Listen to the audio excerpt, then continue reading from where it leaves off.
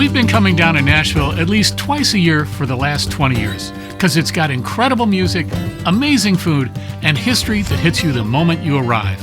So in this video, I'll share where to find Nashville's best live music, where to eat like a local, and the spots that brings Nashville's history to life. So if you're coming to Nashville, then this video is for you.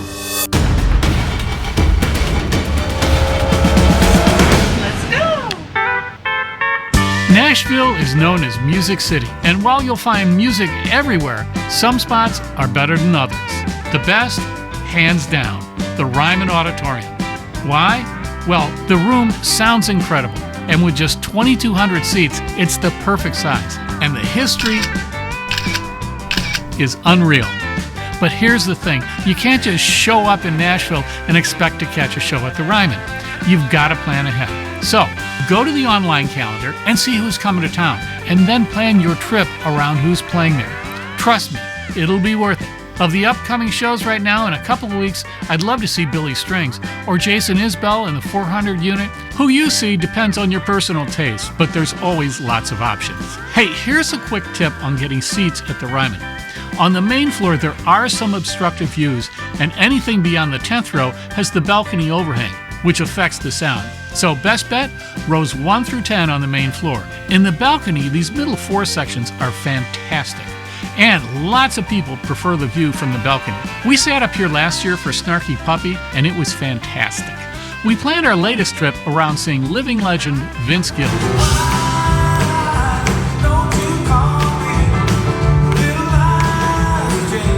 We were 8th row center, and it was incredible. So what do you do if you're coming to Nashville this weekend and you don't have tickets for the Ryman? Well, don't worry, I got you. The next best thing is taking a tour of the Ryman, and we found this fascinating. And you can book either a self-guided or a backstage tour. But keep in mind, backstage tours are not always available if an artist is playing several nights in a row. And all tours happen early in the morning, as it is a working venue. Touring the Ryman feels less like walking through a building and more like stepping into living history. It's known as the Mother Church of country music. The wooden pews, stained glass windows, and creaking floorboards give it the warmth of an old chapel. You can almost feel the presence of the legends who perform there, from Hank Williams and Johnny Cash and Patsy Cline to Taylor Swift and Bruce Springsteen. The guided tour weaves in stories of its start as a Christian tabernacle, its heyday as the home of the Grand Ole Opry, and its rebirth as one of the world's greatest music venues. By the time you leave, you don't just understand the Ryman's history, you feel it. Thanks for coming. Hey, if you're enjoying this little tour of Nashville, go ahead and hit the subscribe button below. I've got plenty more adventures coming your way. Now, if you think the Ryman is the only place for unforgettable music, then stick around. Some of the best nights we've ever had in Nashville are in a little club you've probably never heard of. 3rd and Lindsley is about a 15-minute walk from the Ryman. This super cool 500-seat club features local acts, singer-songwriters, some tribute bands, and some of Nashville's finest musicians. Last time we were there, we heard a singer-songwriter, Pat McLaughlin, who we'd never heard of. But it seemed like we were the only ones because everyone there loved him. And after a couple of songs, so did we. Mama opened up a big umbrella in the middle of a dirt backyard. Here's another hot tip on 3rd and Lindsley. Every Monday night, the Time Jumpers play. Stay all night, stay till long, dance all night. They're a fantastic country swing band with fiddles and pedal steel and Nashville's best studio players. I think it's worth staying an extra night just to see the Time Jumpers perform.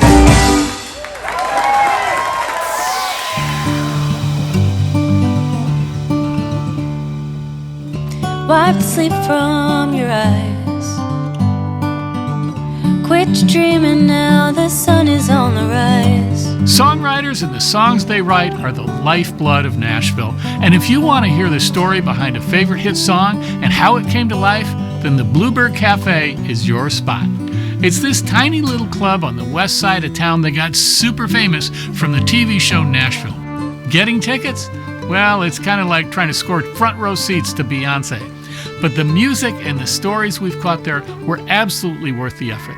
Now, if you can't get tickets to the Bluebird, then 3rd and Lindsley also has a Songwriters round on Saturday afternoons. And this is where 3 or 4 songwriters get in a semicircle and go around playing their famous songs and tell the stories behind them. Tell me why, baby, why, baby, why, baby, why won't you let me let go?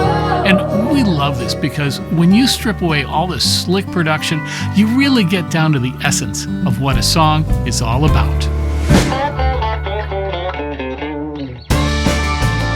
Maybe you're thinking about going to the Grand Ole Opry. It's about 20 minutes east of town in a mall called, surprisingly enough, Opryland. The Opry started as a radio show back in the 30s, and there are still some elements that are the same, like reading the commercials live on the air. To me, it feels a lot like the old TV show from the 70s, Hee Haw. You are singing and joking thing. Here it is. Shows at the Opry are 5 nights a week, and if you've never been, you should go at least once. But there's one thing you should know. Even if the night's featured artist is a big name, like, say, Carrie Underwood or Brad Paisley, they'll probably only do one song. The rest of the show is former country stars like the Gatlin Brothers or the Oak Ridge Boys, along with comedy bits and live commercials. So check it out, but just keep that in mind. The venue also hosts concerts, and it's a great sounding room, and it's bigger than, say, the Ryman, so it gets different artists. We saw Jacob Collier there last summer, and he was phenomenal.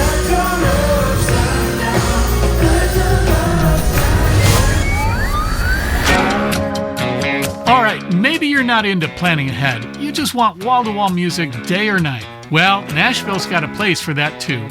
It's called Lower Broadway.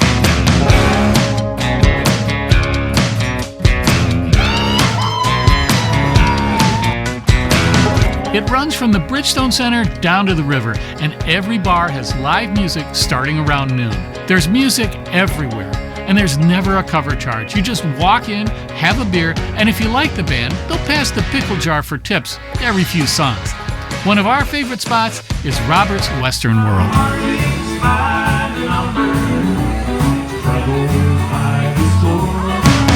Lower Broadway on a Saturday night is pure high-energy chaos in a good way.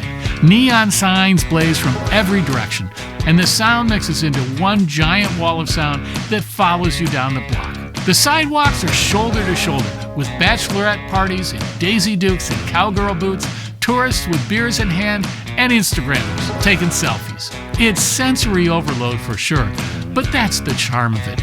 And whether you love it or it overwhelms you, Lower Broadway on a Saturday night is an experience you'll never forget.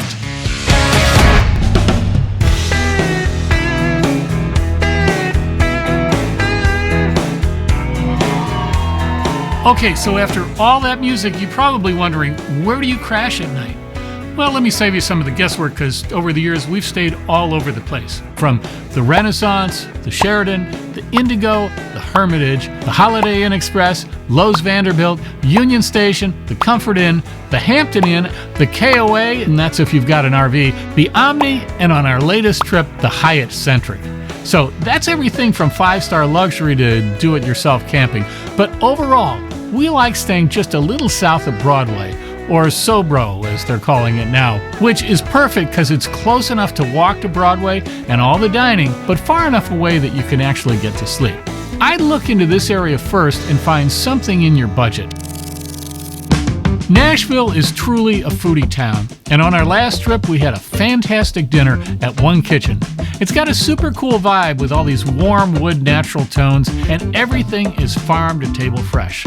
We started out with the burrata, heirloom tomatoes, and peaches. Wow. I had the halibut on a bed of polenta while Beverly had the scallops. Both dishes were fantastic and exactly what we needed before going to a 4-hour show at the Ryman. For lunch, we had barbecue every day, but let's face it, you can't have enough barbecue. At least I can't. We went to Martin's Barbecue just south of Broadway on the first day and had pulled pork, but the real stars were the sides. Mac and cheese and baked beans, and it was absolutely delish. We also had barbecue at Edley's in the 12th South neighborhood. We'd been to Edley's before, and here the smoked meats are the feature. I loved the brisket, and their fries are outstanding. On our second night, we dined at Hampton Social by the river. As soon as we walked in, we saw this huge wall of flowers and had to have our picture taken.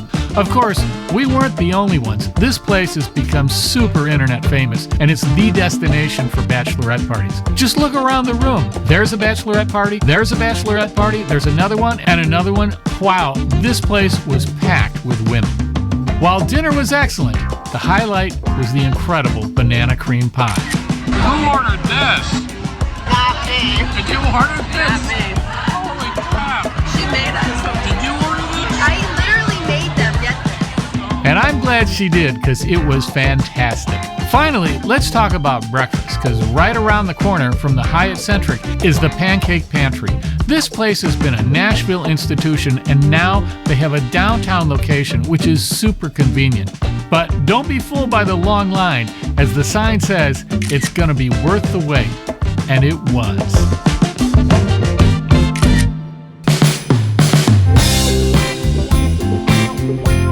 Finally, do you like history? I love history, and boy does Nashville have a ton of it. Starting with 3 museums I think you should visit.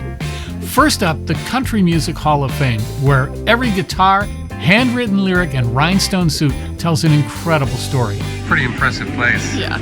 Its 3 floors traces country music from its rural roots to today's superstars.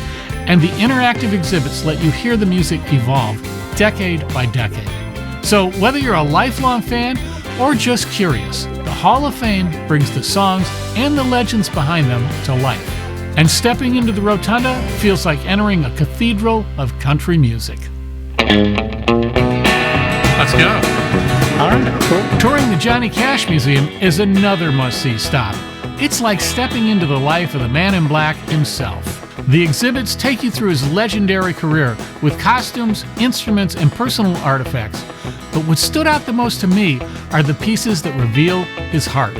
His love letters to June Carter Cash, his worn Bibles, handwritten notes, and his deep faith that guided him through both triumphs and struggles. It's an intimate look at a man whose music and spirit continues to resonate with generations. Finally, onto my favorite museum. The African American Museum of Music takes you on a journey, tracing the roots of African American music from field hollers and spirituals to the birth of gospel, blues, and jazz. There are lots of interactive exhibits where you can mix your own track or sing with a gospel group or have a dance party. We joined the Thomas Marks family reunion for a dance-off, and it was a riot.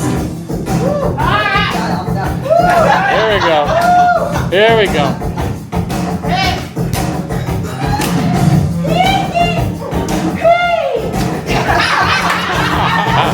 Then the story continues with One Nation Under a Groove and the rise of hip-hop, showing how each generation built on the rhythms and voices before them. It's an immersive experience that connects history, struggle, and triumph through the power of music.